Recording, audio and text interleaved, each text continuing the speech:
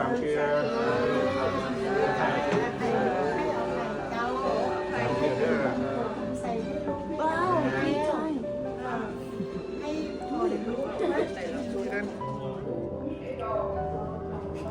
And Christopher. Hello, Christopher. Malida. อันนี้ลูกหลานแล้วก็เนาะอยู่ที่ครอบครัวของบุตรวงศ์นะครับเนาะพออันนี้เป็นนิวเยียร์แบบครอบครัวกันนะแล้วก็เนาะกันแม่นี่กะเคดีสบายดีเคดีแฮปปี้นิวเยียร์ล่ะแฮปปี้นิวเยียร์สมัยมอมลาบเป็ดแซ่บมาเด้อลูกเด้อ ลาบเป็ดแล้วก็เนาะมีแต่ครอบครัวนำกันซื่อๆน้องสาวลาตากับโต้ยกับพ่อเนาะ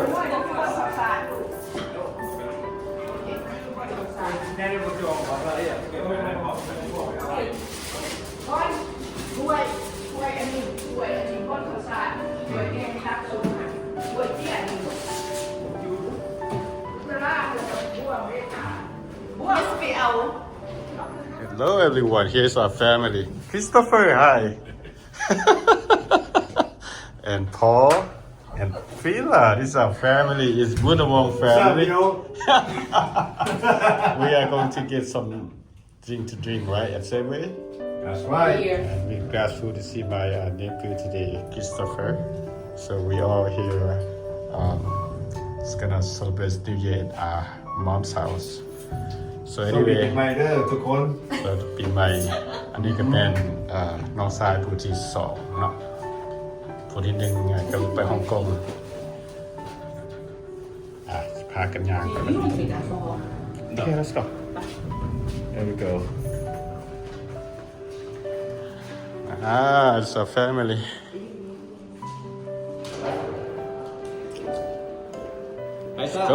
Let's go, Paul.Here we are is Othello Street and in the MLK. ขับรถขับทางระวังรถต่ำเด้อ Let's ระวั go งเด้อรถ guys. ต่ One, two, three, go. We are jaywalking now.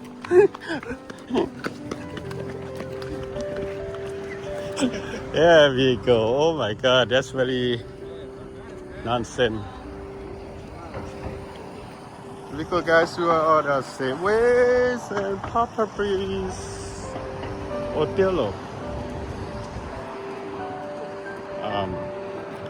We are looking for some drink to drink on the hot day. Me and my brother and my sister and my nephews. So here we go. We are going to Safeway do our stuff. ในนั้นก็เนาะมื้อนี้ก็อากาศดีๆพาหลานมากับพาน้องสาวน้องสายมา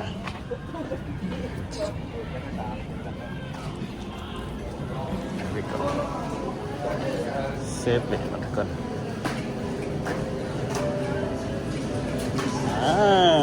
เดี๋ยวเราจะยิงเลดโบ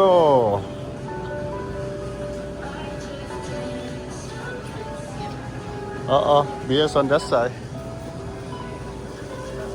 Where you going, Paul? Outside Paul. กินได้หรือว่า Christopher กินได้แล้ววะ How old is Christopher now? 20 or not yet? 21. It's the beer. ไปกันมาซอกกันน้ำกินนะทั้งนั้น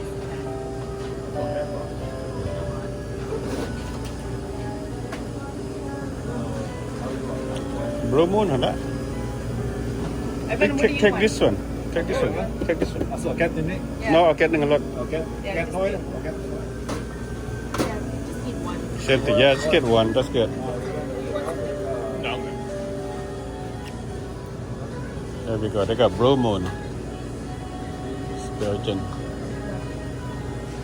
อันนี้ก็น้องสาวนะทุกคนนะพีลาพ่อน้องสายพากันมาซื้อ little drink for Let's get a chef top.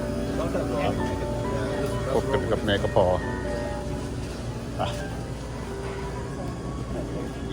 line up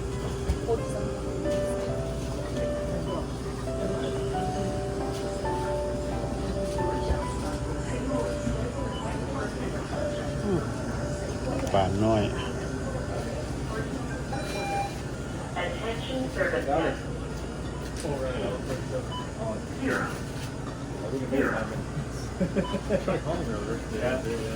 อันนี้ก็เซฟเวย์นะทุกคนนะอยู่ที่โฮเทลเราอาหารหรือว่าอาหารขายของอเมริกาแล้วก็เป็นห้างย่อยมีเบิร์ดแบบห้างขายหยกขายยาขายเสื้อพวกแชมพูขายพัดขายมีดีนะขายเหล้าขายเบียร์นั่นก็นะเป็นมาร์เก็ตคือเกินเซฟเวย์ ลาบกินกับลาบ เนี่ย ไอ้บ้านเจ๊ได้ใบหมด มาได้บอก เอาให้น้อย no Sunday no ไม่คิดจะกินรถ YouTuber today you guys could be on my channel okay How fun look at Taz gonna get a call and my nephew Christopher we all here is gonna celebration for drinking Sunday today เรามีเบียร์เราเป่าได้เป่าเบียร์ โลกมันเป็นแห่งกินนะครับ ลาบติด เนี่ยแบรนด์นี้อะไรเรากิน I don't know เนี่ยถ้าอาจจะไปแบรนด์รถกาแฟ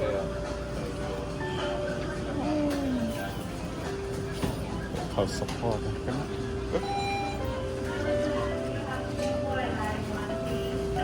คุณจะแจกกัน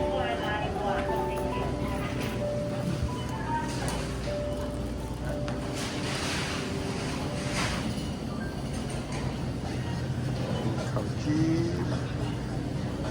เดี๋ยว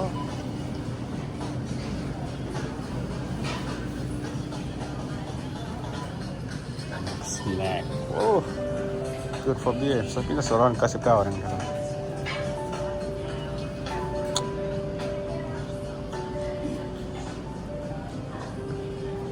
safe way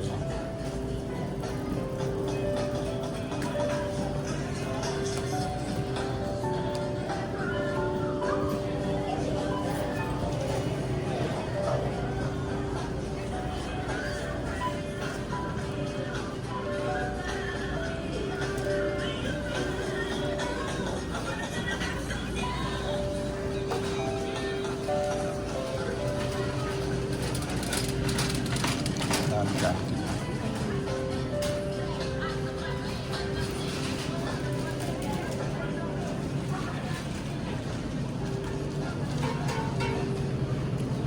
เปปเปอโรนีอาหารแฮมอันนี้โอ้ยเป็นอย่างนั้นนี่เป็นแซนด์วิชเป็นแฮมนะขายที่เราขายกัน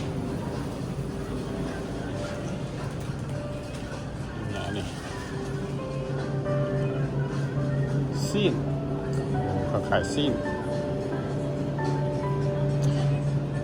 ขายน้ำกินอยู่นี่